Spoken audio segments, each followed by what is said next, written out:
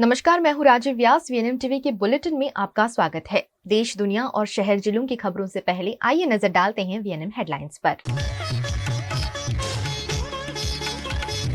झारखंड में चंपई सोरेन सरकार को बहुमत, हेमंत सोरेन ने सरकार पर लगाया आरोप।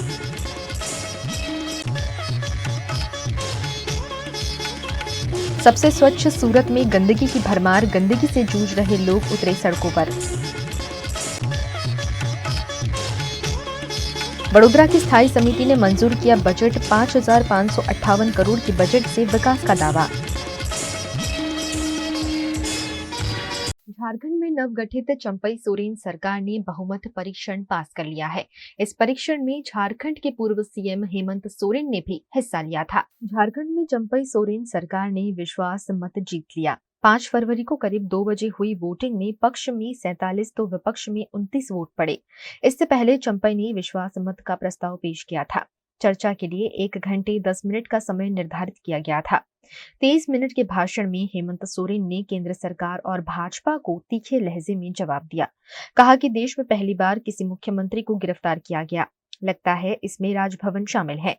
जमीन हड़पने का कागज दिखा दीजिए, राजनीति तो दूर, झारखंड छोड़ दूंगा।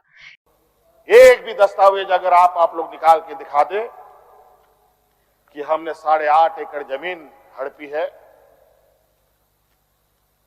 तो मैं उसी दिन राजनीति से संन्यास किया, झारखंड छोड़ के चला जाऊं। इस बीच सोमवार को ही झारखंड हाईकोर्ट में हेमंत सोरेन की याचिका पर सुनवाई हुई। 9 फरवरी को ईडी की ओर से हाईकोर्ट में जवाब दाखिल किया जाएगा। 12 फरवरी को अगली सुनवाई होगी। हेमंत सोरेन की ओर से हाईकोर्ट में याचिका दाखिल कर गिरफ्तारी और रिमांड को चुनौती दी गई है। देश के सबसे स्वच्छ शहरों में से एक सूरत के वार्ड नंबर 14 में गंदगी के चलते स्थानीय निवासियों को हल्ला बोल करना पड़ा। हाल ही में स्वच्छता सर्वेक्षण में गुजरात का सूरत देश भर में पहले नंबर पर आया है, लेकिन यहाँ इलेक्शन वार्ड नंबर 14 में कई इलाकों में गंदगी की भरमार है। यहाँ गटर, पीने का स्वच्छ पानी, सड़क, स्वास्थ्य की सुविधा भी नहीं है। ओवरफ्लो ड्रेनेज का पानी सड़कों से बहता है। सालों से इस परेशानी से जूझ रहे लोग आज हाथों में बैनर पोस्टर के साथ सड़क पर उतरे और विपक्ष की आम आदमी पार्टी की नेता पायल साकरिया की अगुवाई में विरोध प्रदर्शन किया। और हमारे विस्तार में ड्रेनेज लाइन सुविधा नहीं है, उसके कारण से पूरे रास्ते में पानी भरा जाता है। हमको पानी में से आना जाना पड़ता है। और दूसरा बात ये है, खास बताने का है, हमको खुले में शौच करने जाना पड़ता है। और हमारा कमिश्नर साहब का यही पूछना है कि आप सूरत को नंबर 1 देते हो, तो हमारे विस्तार को क्यों भूल जाते हो? हमारा विस्तार भी हमारा हिंदुस्तान में आता है, कोई पाकिस्तान में नहीं आता है। हम लोग भी हिंदुस्तान के नागरिक है, लेकिन हमको सुविधा क्यों देने में नहीं आती है? रजूआत हमारी इतनी है कि हमारे विस्तार में जो ड्रेनेज लाइन की सुविधा नहीं है, वो हमको मिलनी चाहिए। आज रोज सूरत म्यूनिसिपल कॉर्पोरेशन का इलेक्शन वार्ड नंबर 14 के जो स्थानिक लोग हैं वो यहाँ पे आए हैं और आम आदमी पार्टी के वहाँ के स्थानिक कार्यकर्ता भी यहाँ पे आए हैं। वार्ड नंबर 14 के अंदर उद्रेश भैया की वाड़ी, नरसिंह मेहता मंदिर टेकरा, ऐसी सब जो जगह है, उस जगह पे गंदगी बहुत ज्यादा रहती है। शौचालय भी वहाँ पे नहीं है, कोई व्यवस्था नहीं है।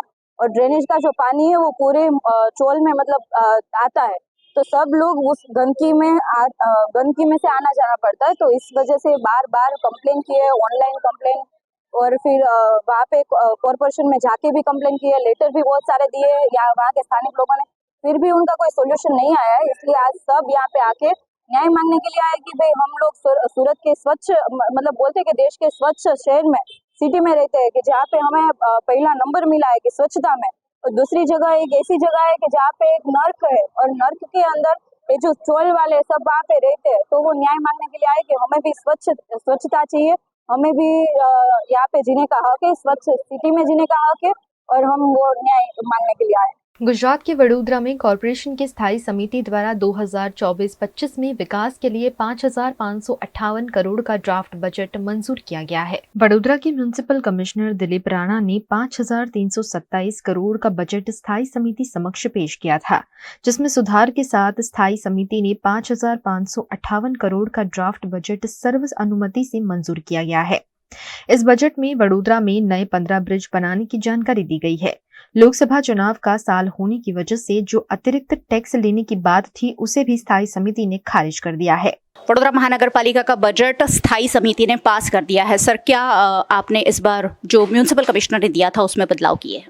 जो 24-25 का ड्राफ्ट बजट है, वो कमिश्नर साहब ने 5,000 523.67 करोड़ का रजू किया था। स्थायी समिति ने उसमें कुछ बदलाव करके 5,558.86 करोड़ का मंजूर किया। कैनाल करीब 34 करोड़ का बजट का साइज़ बड़ा है, जिसमें खास करके जो खर्च थे उसको कम किया गया। जहाँ पे खर्च ज़्यादा करने की ज़रूरत थी वो खर्च को ज़्यादा एलोकेशन दिया गया, और जो आवक थी, जो हमारी इनकम है, उसमें भी इजाफा किया गया। खास करके मैं इतना बोलना चाहूँगा कि जो बजट है वो काफ़ी रियलिस्टिक बजट है, काफ़ी ग्राउंड लेवल का बजट है। हमने कोई बड़े वादे नहीं किए, जो काम हो सकते हैं वैसे ही वादे किए हैं। अक्सर बजट में कई आयोजन ऐसे हैं कि जो 4-5 वर्ष तक चलने वाले हैं, कई आयोजन ऐसे हैं कि जो 2-3 साल तक चलने वाले हैं। आज की तारीख में करीब 2500 करोड़ के प्रोजेक्ट या तो टेंडर लेवल पे है, या तो पूर्णता के नज़दीक है, या अंडर प्रोग्रेस है। तो 2500 करोड़ है, इसमें से पेमेंट हर साल कुछ कुछ चीज़ों का होता है। तो एक प्रोजेक्ट 2-3 साल के स्पैन में ख़त्म होता है। तो बजट में हम बोलते हैं कि ओपनिंग बैलेंस, कि जो लास्ट टाइम हमने बजट किया था उसमें जो जो पेमेंट हुए हैं, बाकी जो रोल ओवर होते तो उसको पुरांत बोलते हैं। तो जो ओपनिंग बैलेंस है तो पॉजिटिव नोट पे बजट रखा गया है, और काफ़ी अच्छा बजट है। खास करके जो इंफ्रास्ट्रक्चर के काम है, जैसे रोड, रास्ता, गटर, बरसाती gutter, street light, over bridges, garden, hospital, school, ये सारे कामों पे ऊपर पूरा बजट दिया गया है। आने वाले दिनों में लोगों की सुख सुविधा बढ़ेगी, लोगों की आशा आकांक्षा परिपूर्ण होगी। बड़ौदा सही अर्थ में green city, smart city, inclusive city, resident city, net zero carbon production की दिशा में आगे बढ़ रहा है। खास करके इको फ्रेंडली जो सुविधा है, जैसे सरकारी इमारतों पे सोलर पैनल लगाना, फ्लोटिंग सोलर पावर प्लांट का आजवा सरोवर पर आयोजन करना, एनर्जी एफिशिएंसी सेल के द्वारा एनर्जी कंजम्पशन कम करना, नया प्लांटेशन करना, PM ई बस के जरिए प्रोडक्शन कम हो, कार्बन एमिशन कम हो, नॉइज़ पोल्यूशन कम हो, उस दिशा में आगे बढ़ना। सारे प्राइवेट व्हीकल यूज़र्स के लिए उनको प्रोत्साहन मिले कि ई व्हीकल यूज़ करें, तो उनके जो टैक्स में हमने बिल्कुल इजाफा नहीं किया।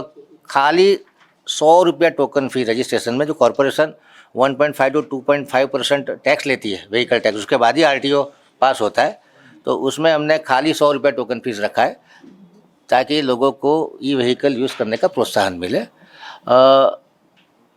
सोलर करीब 10-12 मेगावाट का प्लानिंग है, हर इमारत पे हम लोग सोलर लगाएंगे। खास करके PPP मॉडल पे कोई सरकारी एजेंसी या प्राइवेट कंपनी के द्वारा जो आजवा सरोवर का सरफेस है उसके ऊपर फ्लोटिंग सोलर पावर बनाया जाए, तो करीब 20 से 40 मेगावाट का बिजली उत्पादन हो सकता है। हम लोग उस दिशा में कार्यरत है। आगे के समय में देखेंगे क्या हो सकता है। बड़ौदा शहर के अलग अलग इलाके में जो महिसागर का रॉ वाटर आता है उसको ट्रीट करके दिया जाए, क्योंकि पिछले सालों में हमने देखा है कि पानी में पिगमेंटेशन आता है, पानी में गंदगी आती है, पानी में स्मेल आता है। तो WTP बनाने का काम पोईचा हो, दोड़का हो, फाजलपुर, रायका, सारी जगह पे 100 mld के हम लोग WTP बनाएंगे। सिंध रोड फेज़ 2 में 150 mld का WTP बनाने का आयोजन है। रामेश्वरा के पास कैनाल बेस नया WTP बनाने का 300 mld का नया सोर्स उत्पन्न करने का आयोजन है। निमेटा में 5 जितने नए WTP बन रहे। आजवा सरोवर में नया पॉन्टून बनाएगा, पानी की आवक भी ज़्यादा ले सकते हैं। वडोदरा सिर्फ पानी के लिए सेल्फ सफिशिएंट बने, नए सोर्सेज कैसे प्रोड्यूस कर सकते हैं, जैसे कोटम्बी तालाब को ऊंडा करना या किम्बी गांव के नज़दीक नया कोई पानी का सोर्स खड़ा कर सकते हैं। कि सारी जो पॉसिबिलिटीज़ है उस पर विचार किया जाएगा। लंबे आयोजन है, प्रतापपुरा सरोवर में ज़्यादा पानी रख सकते हैं। तो इस तरह के लंबे आयोजनों को सोच विचार के आयोजन में लेने का प्लानिंग है। सर, सोकलिंग का कल एक सेमिनार हुआ था जिसमें आप भी थे। वहाँ एक्सपर्ट्स ने कहा है कि वडोदरा शहर ओवरब्रिज बनाने से जो सिस्टम है ट्रैफिक का वो कोई सॉल्व होने नहीं वाला है, फिर भी हम 10-15 ओवरब्रिज बनाने की बात वो सेमिनार था sustainable solution for urban mobility. हम लोग जो प्लानिंग करें ट्रैफिक के लिए करें, एक सिटीजन को सिटी में मोबिलिटी के लिए क्या चाहिए, तो रोड रास्ते अच्छे चाहिए, ब्रिजेस चाहिए। अभी जो अर्बन एरिया में लोग डिपेंडेंट है कार के ऊपर, तो एक आदमी अकेला जा रहा है, कार लेके जा रहा है, तो इसको जन आंदोलन में परिवर्तित करने की ज़रूरत है। पब्लिक ट्रांसपोर्ट को प्रमोट करने की ज़रूरत है, साइकिलिंग की ज़रूरत है, पैदल चलने की ज़रूरत है। तो इस तरह का जनमानस पैदा करने की ज़रूरत है। मैं मानता हूँ कि खाली रोड बनाने से के मोबिलिटी बढ़ती नहीं है, लेकिन छोटे छोटे व्हीकल है, रिक्शा है, मास ट्रांसपोर्टेशन है, एक के साथ 4 आदमी को बिठा के लेके जाए, पेट्रोल का कंजम्पशन कम हो, तो मेट्रो ट्रेन के किनारे पे जो एम्प्लॉयमेंट मतलब अलग अलग एम्प्लॉयमेंट में जो लोग हैं वो लोगों का राइडरशिप ज़्यादा होना चाहिए। मेट्रो ट्रेन को भी चलाने के लिए राइडरशिप ज़्यादा चाहिए, उसके लिए भी माइंडसेट चाहिए। तो मुझे लगता है कि आने वाले दिनों में जो जगह का कंजेशन है, व्हीकल का कंजेशन है, उसको दूर करने के लिए सभी सिटीजन को अपना योगदान देना पड़ेगा। आज की तारीख में ट्रैफिक का सुचारू संचालन हो, एक्सीडेंट कम हो, उसके लिए हमने ओवरब्रिज रोड बनाने का काम किया। उसके बाद जो सेकंड स्टेप आएगा उसमें अपने को साइकिलिंग ट्रैक बनाने पड़ेंगे, लोग पैदल चलेंगे, लोगों को चलने की आदत बढ़ेगी। और मैंने बोला ऐसा कि जो कार ओनरशिप है उसको भी कम करने की ज़रूरत पड़ेगी कि एक आदमी एक गाड़ी लेके हर लोगों के पास गाड़ी है, तो कंजेशन तो होना ही है। तो इसके लिए समझने की भी ज़रूरत है। नागरिकों का भी सहयोग चाहिएगा, गवर्नमेंट एडमिनिस्ट्रेशन का भी सहयोग चाहिए। आखिरी सवाल, बायोमेडिकल वेस्ट के ढेर पड़े हैं वडोदरा शहर की बिल्कुल हद में। जाम्बो लैंडफिल साइट पे आप बोलते हो कि रोज का 1100 मैट्रिक टन जितना कचरा आ रहा है, उसके प्रोसेसिंग के लिए सर, हम पैसा बहुत खर्च करते हैं लेकिन काम नहीं होता है। वहाँ पे 2 मशीन लगेंगे, रोज का 2000 से 2200 टन का प्रोसेसिंग होगा। जल्द ही एबेलोन क्लीन एनर्जी का वेस्ट टू एनर्जी प्लांट चालू होगा। और भी 1-2 एजेंसी की जो इसमें से बायोकोल बनाते हैं, रोज का कुछ कचरा फ्री ऑफ कॉस्ट प्रोसेस करने के लिए तैयार है। उनके साथ भी हमारी बातचीत चल रही है। हमारा टारगेट है कि जून महीने के आसपास इसको जमीन लेवल पे लाया जाए। गुजरात के वडोदरा के बरानपुरा में असली और नकली किन्नर के बीच घर्षण के चलते पुलिस मौके पर पहुंची। वडोदरा के बरानपुरा में किन्नर समाज के लोग रहते हैं। आज यहां असली किन्नर पर नकली किन्नर द्वारा हमला कर दिया गया। नकली किन्नर असली किन्नरों को बार बार धमकाते भी हैं। इसी बीच नकली किन्नरों द्वारा असली किन्नरों पर हमले के चलते यहां बवाल देखा गया। बड़ी संख्या में किन्नरों के जमा हो जाने पर घटना की जानकारी पुलिस तक पहुंची, जिसके चलते पुलिस ने मौके पर पहुंचकर मामले पर काबू पाया। અમારા બરાનપુરામાં અમે લોકો બધા વસ્તીમાંથી ઘરે આવ્યા, અમારા બુજુર્ગો બધા હોય ઘરે અમે લોકો માંગવા કરતા ભિક્ષાવતી કરવા, અને જે નકલી વેન્ડરો છે એ લોકો અહીંયા આગળ આવીને અમારા બરાનપુરામાં અમારા બુજુર્ગ લોકો ઉપર હુમલો કરવા આવ્યા, ચાકા, ચોરી, કુવાડી અને લાકડીઓ ને ઓલા ફુવારા આવે સીટના એ બધું લઈને અમને ઉપર સાટવા આવ્યા।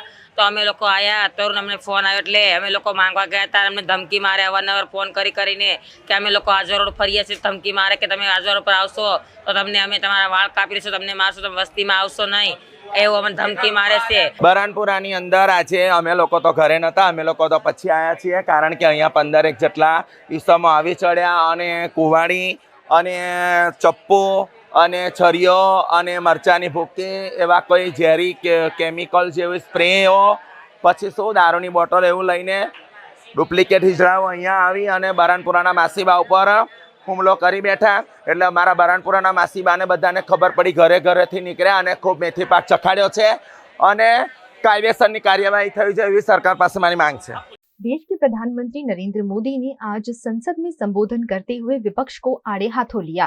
प्रधानमंत्री नरेंद्र मोदी ने लोकसभा में आज राष्ट्रपति द्रौपदी मुर्मू के अभिभाषण पर धन्यवाद भाषण दिया।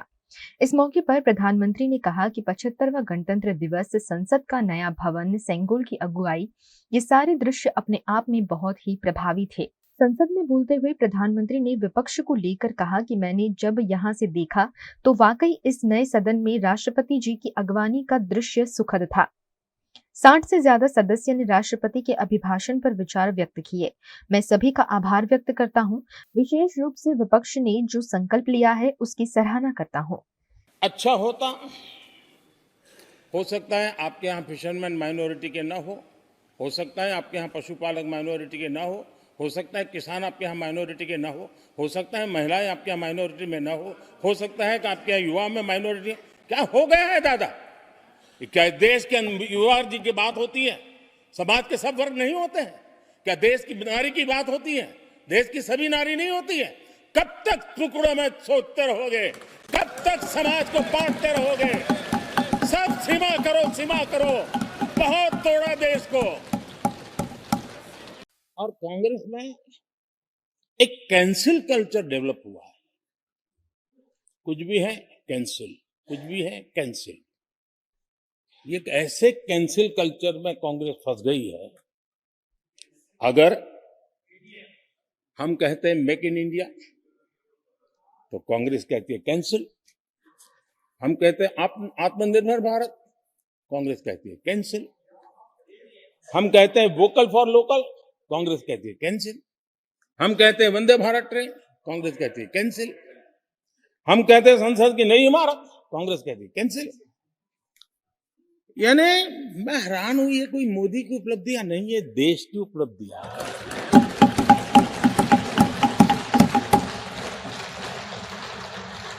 इतनी नफरत कब तक पाले रखोगे? और उसके कारण देश की सफलताएं, देश के अचीवमेंट, उसको भी कैंसिल करके आप बैठ गए। वीएनएम टीवी पर वक्त है एक छोटे से ब्रेक का। ब्रेक के बाद जल्द हाजिर होंगे कुछ और खबरों के साथ। बने रहिए हमारे साथ। Part of the RR Global Conglomerate with a presence in over 50 countries. RR Kabel is a leading Indian wires and cables brand. A wide range offering excellent quality and trustworthiness. RR also has a wide range of lighting solutions. Choose from several options that can light up your home or office. Presenting appliances from RR, increasing the style quotient of your home. Delivering convenience every day. RR fans, lighting solutions, air coolers, water heaters, irons and more. When it comes to trust, quality and convenience, ask for home appliances from RR Kabel, your one-stop electric goods solutions provider. Bharat ले रहा है electric अंगड़ाई। क्यों ना हम साथ चले, साथ चले, साथ बढ़े, साथ बढ़े, देश मेरे, देश मेरे। देश को ले जाए नई दिशा की ओर। आपका जॉय, भारत का जॉय।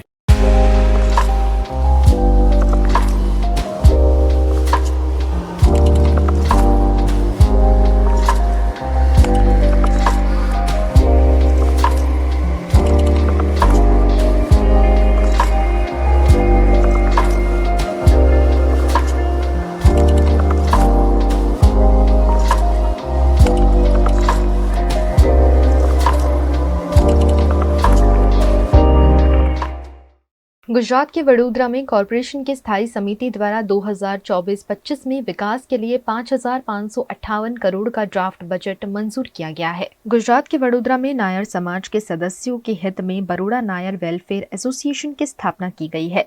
4 फरवरी को संस्था के स्थापना दिवस के मौके पर समासावली रोड पर उर्मी स्कूल में सांस्कृतिक कार्यक्रम का आयोजन किया गया।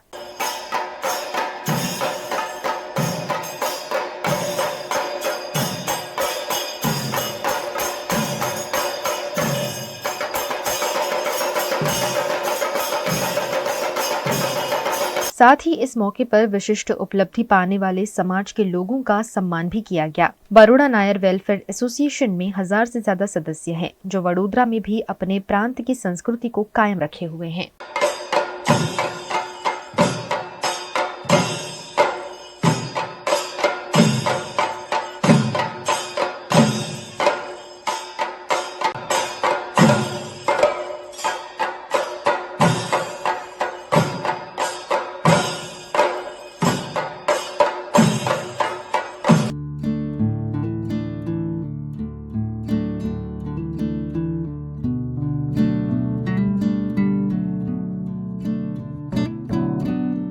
गुजरात के वडोदरा के फतेहपुरा में अतिक्रमण विभाग की टीम द्वारा अतिक्रमण हटाए गए। वडोदरा के कई इलाकों में अतिक्रमण बड़ी समस्या बनी हुई है। ऐसी ही समस्या फतेहपुरा में देखी जा रही थी, जहां अडानिया पुल 4 रास्ता से ठेकरनाथ शमशान जाने वाली सड़क पर दुकानों और ठेले वालों ने अवैध रूप से अतिक्रमण कर दिया था, जिसे वार्ड नंबर 6 के अधिकारियों द्वारा पुलिस की सहायता से दूर किया गया।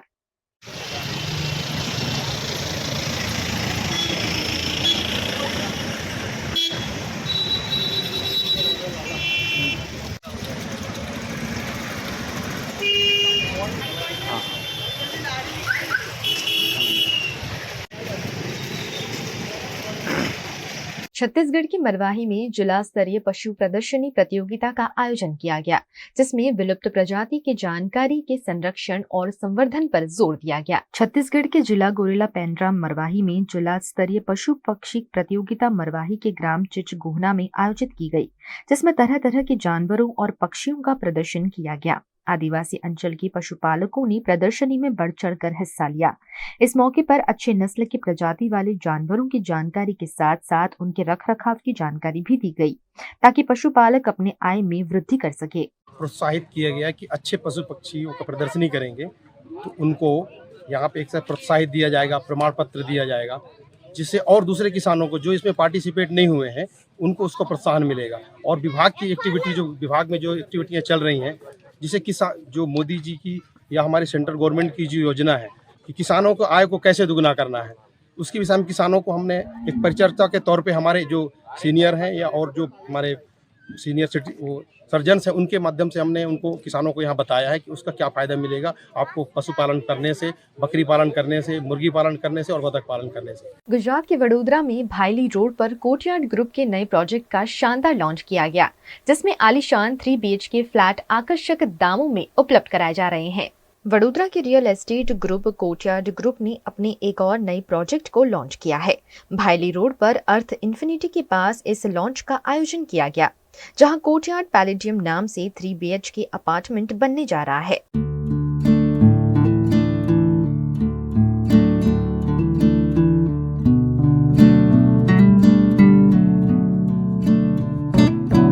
कोर्टयार्ड पैलेडियम का सैंपल हाउस भी रेडी है, जो लॉन्च के दौरान लोगों को दिखाया गया, जिसमें उनके सपनों का मकान कैसा होगा उसकी एक झलक दिखाई गई।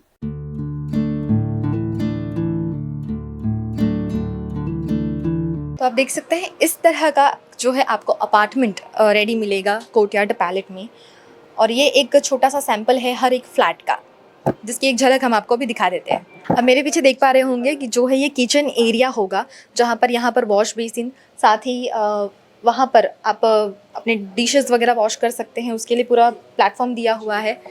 साथ ही यहाँ पर एक अलग से कॉर्नर दिया है, जहाँ पर आप बैठ के आराम से मॉर्निंग में जो है चाय कॉफ़ी का लुत्फ़ उठा सकते हैं। अब और भी आगे मैं आपको लेके जाती हूँ। किचन के ठीक सामने यहाँ पे डाइनिंग एरिया दिया हुआ है, तो किचन के बिल्कुल पास ही, और वो भी बहुत ही खूबसूरत और शानदार है, जिसके पीछे ही बालकनी का व्यू भी होगा, जो अगर मॉर्निंग में या इवनिंग में अगर आप बैठ रहे हैं तो व्यू आपको बहुत खूबसूरत लगेगा। अब आपको अंदर की तरफ भी लेकर जाते हैं, बेडरूम के जो एरियाज हैं वो भी आपको दिखा देते हैं।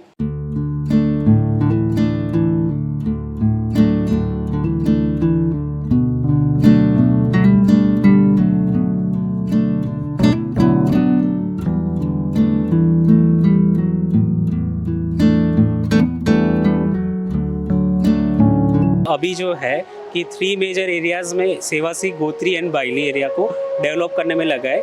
हमारे जो मेन ओनर है Ruchir Sheth and Viral Sheth, they are the very known person of builder of Baroda, जिसमें 3 BHK हाईली लग्जरियस फ्लैट्स रहेंगे विथ ऑल अल्ट्रा में मॉडर्न एमिनिटीज़ रहेंगी, जिसमें हमने स्विमिंग पूल से लिया है, एवरी इंडिविजुअल जिम्स दिए हैं, टावर वाइज जिम किया हुआ है, गेम रूम किया है, टेरेस गार्डन किया हुआ है। So all ultra luxury amenities के साथ 3 BHK में यहाँ पे डील ऐसा है कि हमारा इक्वली EMI स्कीम्स भी रहती है कि आप अभी पे बुक कराओ और EMI टिल आफ्टर पोजेशन भी स्टार्ट कर सकते हो। कुछ हमने यहाँ पे ऑफिशियल अभी डिस्काउंट्स भी रखे हैं, जो इनिशियल स्टेज पे लॉन्चिंग रखे हैं, तो वो भी उनका बेनिफिट ले सकते हैं। 1 टाइम इन्वेस्टमेंट वाले आते हैं, उनके लिए भी कुछ बेनिफिट्स रखे। VNM टीवी पर वक्त है एक छोटे से ब्रेक का। ब्रेक के बाद जल्द हाजिर होंगे कुछ और खबरों के साथ। बने रहिए हमारे साथ। गुजरात के वडोदरा में इंडियन ऑयल कॉर्पोरेशन लिमिटेड द्वारा लगातार 45वें साल वार्षिक फ्लावर शो का भव्य आयोजन करते हुए चंद्रयान 3 के मून मैजिक को सेलिब्रेट किया गया। गुजरात रिफाइनरी द्वारा हर वर्ष की तरह इस वर्ष भी 2 दिवसीय फ्लावर शो का भव्य आयोजन किया गया। गुजरात रिफाइनरी टाउनशिप में आयोजित 45वें फ्लावर शो में अलग अलग तरह के फूलों की प्रदर्शनी लगाई गई।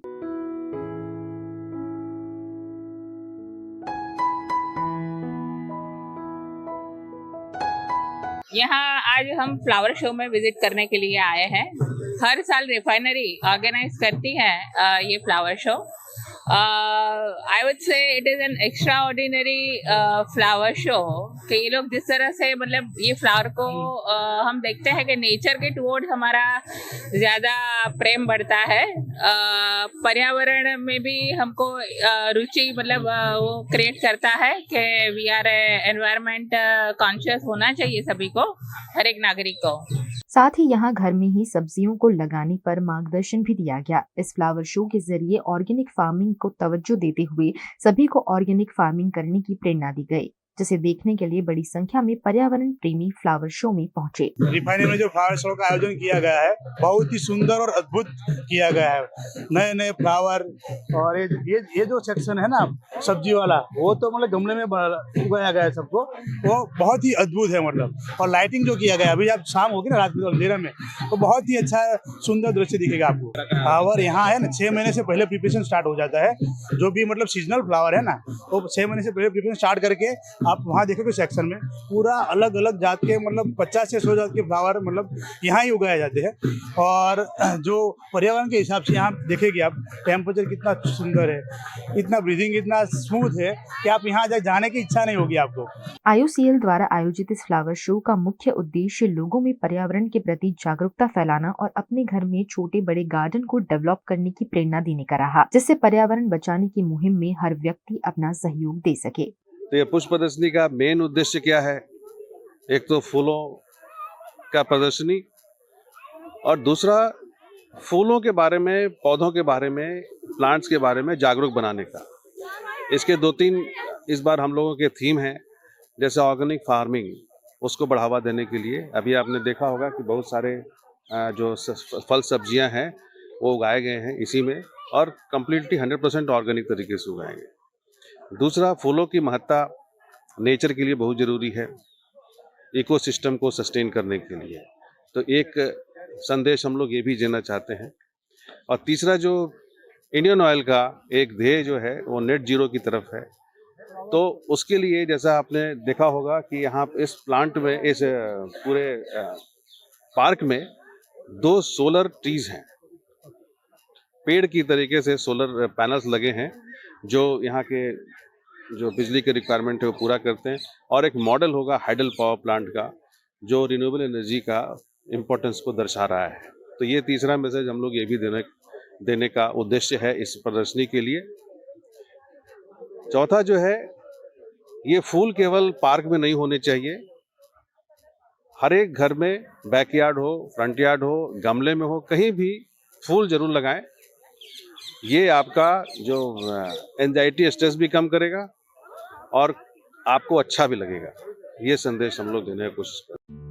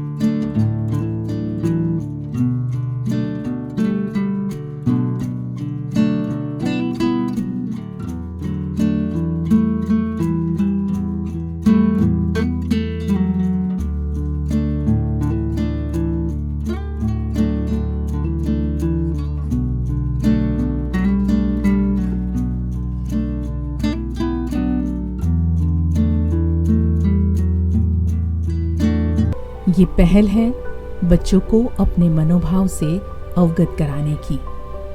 ये पहल है बच्चों को मानसिक स्वास्थ्य समझाने की। ये पहल है नए समाज के रचनाकारों को मानसिक स्वस्थ बनाने की। ये पहल है VNM फाउंडेशन की, बच्चों को बेहतर कल की ओर ले जाने की।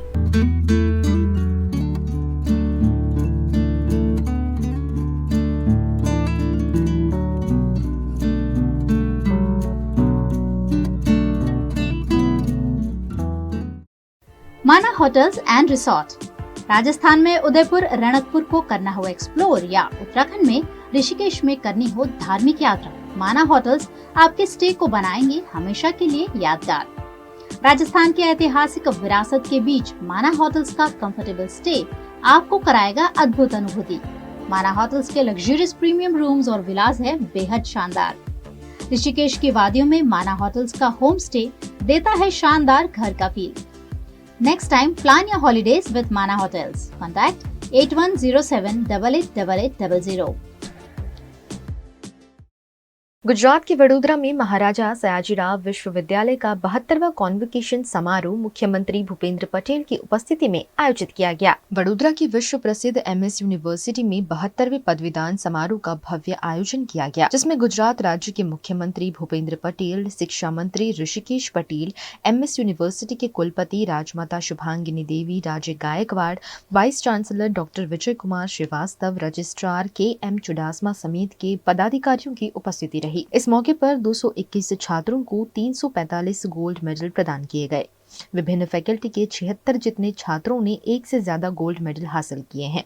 MS यूनिवर्सिटी में हर वर्ष की तरह इस वर्ष भी छात्रों के मुकाबले गोल्ड मेडल पाने में छात्राएं आगे रहीं। छात्रों ने 132 जबकि छात्राओं ने 231 गोल्ड मेडल हासिल किए। जी, मैं MSc में faculty of technology and engineering से पढ़ी हूँ। मैंने इलेक्ट्रॉनिक्स इंजीनियरिंग किया है और मुझे आज 3 मेडल मिले हैं। बहुत खुशी हो रही है। इस पूरी जर्नी में मेरे टीचर्स, पेरेंट्स, फैमिली मेम्बर्स ने बहुत सपोर्ट किया है, तो आज उनको थैंक यू बोलना चाहती हूँ इस मंच पर। मैंने एस्ट्रोलॉजी शास्त्री में 2 गोल्ड मेडल प्राप्त किए हैं और मैं एस्ट्रोलॉजी में आगे अपना करियर बनाना चाहती हूँ। फिलहाल तो मेरा यही ड्रीम है कि मैं एस्ट्रोलॉजी के माध्यम से समाज को थोड़ी सेवा कर सकूँ। जो मुझे समाज से मिला है मैं समाज को देने की पूरी कोशिश करूंगी। MS यूनिवर्सिटी के 72वें पदवीदान समारोह में 13,599 छात्रों को डिग्री प्रदान की गई, जिसमें PhD के 70, मास्टर डिग्री के 2,931, बैचलर डिग्री के 10,007 और पोस्ट ग्रेजुएशन के 591 छात्र शामिल रहे। इस कार्यक्रम में chief guest of India Dhananjay Chandrachud virtual रूप से शामिल हुए। Arts Pali and Prakrit department से मैंने मास्टर्स किया है, उसमें 6 गोल्ड मेडल मिले हैं और बहुत प्राउड मूवमेंट है मेरे लिए। बहुत प्राउड फील कर रही हूँ मैं कि इस एज में स्टडी करना, 20 साल के गैप के बाद स्टडी करना और उसमें इतना अचीवमेंट मिला, मेरे लिए बहुत प्राउड मोमेंट है। इस उम्र में जो 38 उम्र है, इस उम्र में इतना सारा पढ़ना और सारे विद्यार्थियों के बीच में सबसे आगे आना और खुद मेहनत करके खुद पढ़ना, कोई सपोर्ट ना हो और ब्रह्मचारिणी का पालन करके ज्योतिष शास्त्र की विद्या प्राप्त की, आज मेरे लिए बहुत बड़ी गर्व की बात है। और बड़ौदा संस्कृत महाविद्यालय से मैंने हाईएस्ट गोल्ड मेडल प्राप्त किए हैं। मुझे अभी फिलहाल MS यूनिवर्सिटी में masters of journalism and communication में गोल्ड मेडल प्राप्त हुआ है। ये अचीवमेंट मेरे लिए, मेरी फैकल्टी के लिए, MSU के लिए बहुत बड़ी है। मैं बहुत थैंकफुल हूँ कि इतना अच्छा अचीवमेंट मुझे दिया गया, इतने ग्रैंड स्केल पे दिया गया। विशाखापट्टनम में खेली गई भारत इंग्लैंड टेस्ट मैच में भारत ने बड़ी जीत हासिल की है। भारत ने इंग्लैंड के खिलाफ 5 टेस्ट मैचों की सीरीज के दूसरे मुकाबले में 106 रन की जीत दर्ज कर ली है। इस जीत से सीरीज 1-1 की बराबरी पर आ गई है। विशाखापट्टनम में इंग्लिश टीम को अपने ही बेसबॉल अप्रोच के कारण हार का सामना करना पड़ा। बेसबॉल आक्रामक बल्लेबाजी की रणनीति है, जिसे इंग्लिश टीम के चीफ कोच ब्रेंडन मैक्यूलम के निकनेम बेस पर बनाया गया है। तीसरे दिन के खेल के बाद एंडरसन ने कहा था कि हम वैसा ही खेलेंगे जैसा हम पिछले 2 साल से खेल रहे हैं। हम जीते या हारे या मायने नहीं रखता, क्योंकि हम हर मैच को जीतना चाहते हैं, फिर टारगेट 600 रन ही क्यों ना हो। गुजरात के मुफ्ती सलमान अजहरी के भड़काऊ भाषण का वीडियो सोशल मीडिया पर वायरल होने के बाद उनके खिलाफ कार्यवाही हुई है। गुजरात के जूनागढ़ में कथित तौर पर हेट स्पीच देने के मामले में गुजरात पुलिस ने मुंबई के इस्लामिक उपदेशक मुफ्ती सलमान अजहरी को हिरासत में लिया है। इस दौरान उनके समर्थकों की भारी भीड़ मौजूद रही। जूनागढ़ में कुछ दिन पहले दिए भाषण में गुजरात पुलिस ने मुस्लिम मौलाना और 2 अन्य लोगों के खिलाफ FIR दर्ज की थी। इस मामले वडोदरा के ज्योतिर्थनाथ महाराज ने भी अपनी प्रतिक्रिया दी है। मुंबईना मुफ्ती सलमान द्वारा एक शाळाना प्रोग्रामनी अंदर 29 तारीखे जूनागढ़ में जे बफाट कर्यो छे, जेमां सनातन धर्मने हानि पहोंचाडता के समाजनी अंदर कोमी वैमनस्य फैलावવાની कोशिश करी છે। આવા રાષ્ટ્રદ્રોહી કૃત્ય બદલ તેમની ધરપકડ કરી છે। ખરેખર 29 તારીખના બનાવની ધરપકડ અત્યારેથી આ કેમ વહેલી ના થઈ, કેમ જૂનાગઢથી એ બોમ્બે સુધી પહોંચી શકે, એ જ મોટો પ્રશ્ન છે। આવા લોકોને ક્યાંય પણ સાખી લેવાની જરૂર નથી। આ પહેલાં પણ 3 થી 4 વખત આ લોકો ધરપકડ થયેલી, પણ એમના આકાઓ અકબરુદ્દીન ઓએસિસ કે અસઉદ્દીન ઓએસિસ જેવા લોકોએ એમને ક્યાંક ને ક્યાંક છોડાવી લીધા છે। હવે સરકાર કડક હાથે કાર્યવાહી કરે ને આવા 10-15 મુફ્તીઓના લીધે સમગ્ર સમાજ બદનામ થાય છે અને સમગ્ર સમાજનું કોમી વૈમનસ્ય દોહડાય છે, તો રાષ્ટ્રદ્રોહના ગુના હેઠળ એમને ફરી જામીન ન મળે એવો ગુના દાખલ કરવા। गुजरात के राजकोट में प्राथमिक शिक्षा समिति की बोर्ड बैठक हुई, जिसमें वर्ष 2024-25 के लिए 193.10 करोड़ के बजट प्रस्ताव को मंजूरी दी गई। राजकोट में हुई बैठक में बच्चों के लिए कंप्यूटर शिक्षा, पिकनिक और यूनिफॉर्म सुविधाएं देने सहित राजकोट के नए क्षेत्र मुंजका और माधापुर के स्कूलों को आधुनिक सुविधाएं देने पर चर्चा की गई। अध्यक्ष विक्रम पुजारा द्वारा आवश्यक क्षेत्रों में नए स्कूलों के निर्माण की बात भी रखी गई। इसके साथ ही पुराने स्कूलों के नवीनीकरण, कंप्यूटर शिक्षा, जरूरी क्षेत्रों में 7 से 8 स्कूल निर्माण, एजुकेशन ट्रिप जैसे मुद्दों पर चर्चा की गई। इस मीटिंग में शिक्षण समिति अध्यक्ष Vikram Pujara, vice chairman doctor Pravin Nimavat, Kirit Singh Parmar, Sangeeta Chhaya, Ajay Parmar, Jagruti Bhanvadiya, Mansukh Vekariya, Rasik Badrakiya, Vikram Singh Jadeja, Vikram Sambad, Hitesh Raval, Ishwar Jitiya, Jagdish Bhojani, Suresh Raghavani, Rajesh Mandaliya meeting में मौजूद रहे।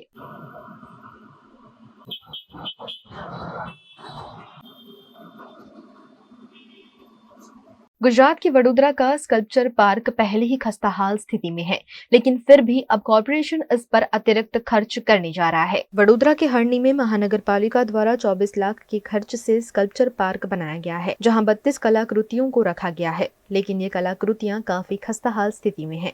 उन्हें लगा दिए जाने के बाद अब कोई उनकी देखभाल नहीं कर रहा है और अब फिर से हरणी के स्कल्पचर पार्क में 11 कलाकृतियां लगाने की कवायद की जा रही है, जिसका सामाजिक कार्यकर्ता अतुल गामिची ने विरोध किया। वडोदरा महानगर पालिका द्वारा हरणी स्कल्पचर खाते अनेक कलाकृति प्रदर्शित करी है। 32 જેટલી કલાકૃતિઓ પ્રદર્શિત કરવામાં આવી છે। બીજી બાજુ વડોદરા મહાનગર પાલિકા દ્વારા કરોડોના ખર્ચે, લાખોના ખર્ચે બીજી 12 કલાકૃતિઓ હરણી સ્કલ્પચરમાં મૂકવાનું આયોજન કરવામાં આવ્યું છે, જે લાખો રૂપિયાનો ખર્ચો થનાર છે। ત્યારે જોવા જઈએ તો વડોદરા શહેરના અકોટા ગાર્ડનમાં આવી અસંખ્ય સ્કલ્પચરની મૂર્તિઓ લોખંડની પડેલી છે, જે કાટ ખાઈ રહી છે, જેને વ્યવસ્થિત કરીને આ જે સ્કલ્પચરની જે પણ મૂર્તિઓ છે એ તમામ હરણી ખાતે મૂકવામાં આવે, જેથી કરીને જે ખર્ચો નવો થવાનો છે ખર્ચો ઓછો થાય। બીજી બાજુ કાટ ખાઈ રહ્યો છે, ત્યારે જે કલાકૃતિઓ બનાવે છે એ કારીગરોને સાથે રાખીને આ જે પણ જૂની કાટ ખાયેલી છે એને વ્યવસ્થિત રિપેરિંગ કરે। વડોદરા શહેરમાં જ્યારે સ્માર્ટ સિટી તરફ પ્રયાણ કર્યું છે, ત્યારે આ જૂની કલાકૃતિઓને પણ ઉપયોગમાં લે અને ખર્ચાથી બચે તેવી અમારી વડોદરા મહાનગરપાલિકાના કમિશનર સાહેબ અને મેયર સાહેબને વિનંતી છે। गुजरात के वडोदरा जिला के डभोई में कांग्रेस कमेटी द्वारा लोकसभा चुनाव को ध्यान में रखकर अग्रणी कांग्रेस नेताओं के साथ बैठक आयोजित की गई। लोकसभा चुनाव में अब कुछ ही महीने बचे हैं, ऐसे में गुजरात में कांग्रेस पार्टी द्वारा भी संगठन मजबूती की कोशिश की जा रही है। इसी के तहत वडोदरा जिला के डभोई में कांग्रेस समिति द्वारा संगठन मजबूती के आशय से बैठक का आयोजन किया गया, जिसमें कांग्रेस के अग्रणी नेता सिद्धार्थ पटेल, नारायण राठवा, सुखराम राठवा समेत के नेता और कार्यकर्ता बड़ी संख्या में उपस्थित रहे। डभोई में आयोजित इस बैठक में गुजरात की 26 सीटों पर कांग्रेस पार्टी के संगठन को मजबूत करने पर कार्यकर्ताओं को मार्गदर्शन दिया गया। सभी कार्यकर्ताओं को लोकसभा चुनाव के लिए कमर कस लेने का आह्वान भी कांग्रेस के अग्रणी नेताओं द्वारा किया गया। तालुका कांग्रेस समिति द्वारा समग्र विस्तारना कार्यकरों एक मीटिंग आज राखवामां आवी हती। श्री दिलीपभाई पटेलनी निमणूक ડભોઈ તાલુકાના નવા કોંગ્રેસ પ્રમુખ તરીકે થઈ છે એમણે થોડા દિવસ પહેલા ચાર્જ પણ લીધો છે અને એના અનુસંધાને પક્ષના સંગઠનને વધુ મજબૂત બનાવવા માટે તમામ સાથીઓ અને કાર્યકર્તાઓ કામે લાગે એ દિશામાં માર્ગદર્શન આપવા માટેની આજની મીટિંગ હતી। उत्तर प्रदेश के उन्नाव में समस्याओं का पिटारा लेकर विधायक पंकज गुप्ता के घर पहुंची स्थानीय महिलाओं ने विधायक से गुहार लगाई। उत्तर प्रदेश के उन्नाव में पिछले 10 सालों से महिलाएं सड़क और गटर की समस्याओं से परेशान हैं। परेशानियों का सामना कर रही आक्रोशित महिलाओं ने विधायक पंकज गुप्ता की चौखट पर पहुंचकर उनसे गुहार लगाई। महिलाओं ने इस मौके पर शिकायत करते हुए कहा कि विधायक पंकज गुप्ता सिर्फ वोट लेने के लिए आते हैं, लेकिन काम उन्होंने कुछ भी नहीं किया है। आक्रोशित महिलाओं ने जब तक उनकी समस्या का कोई ठोस समाधान नहीं मिलता तब तक वहां से नहीं जाने की जिद पकड़ी। हम लोग 25 लोग हैं। हम लोग इसलिए बैठे कि हमारी नाली बन जाए, हमारी वहाँ की सड़क बन जाए। हम यही अपनी समस्या का समाधान लेकर आए। कुछ भी नहीं हुआ है, सिर्फ वोट मांगने जाते हैं और कुछ भी नहीं हुआ है। 10 वर्षों से हम लोग परेशान हैं। सभासद से शिकायत भी की है और यहाँ पर भी की है। हमारे कई बार एप्लीकेशन हमारे यहाँ से कई बार लग चुके हैं, लेकिन कोई अभी तक सुनवाई नहीं है। नगर पालिका अध्यक्ष से अभी मिली है आप? वहाँ जाते हैं तो वो लोग कहते हैं वहाँ जाओ, वहाँ यहाँ आते हैं तो ये कहते हैं वहाँ जाओ। बस यही उनका, बस इसी से हम लोग परेशान है। आए दिन बच्चे गिरते, आए दिन बूढ़े गिरते, पैर फ्रैक्चर हो जाते, 3-3, 4-4 साल से लाठी लेकर बच्चे चले। कई बूढ़ी माताएं हमारी गिर चुकी हैं, कई बच्चे हमारे गिर चुके। एक बच्चा तो अभी 1 हफ्ता पहले मर चुका है। बीएनएम टीवी की खबरें अब आप YouTube, Facebook, Instagram के अलावा OTT प्लेटफॉर्म पर भी लाइव देख सकते हैं। डेली हंट, जियो टीवी, वोडाफोन टीवी और जियो फाइबर पर 498 नंबर के चैनल पर भी 24 घंटे बीएनएम टीवी आपके लिए उपलब्ध है। देखते रहिए बीएनएम टीवी। नमस्कार।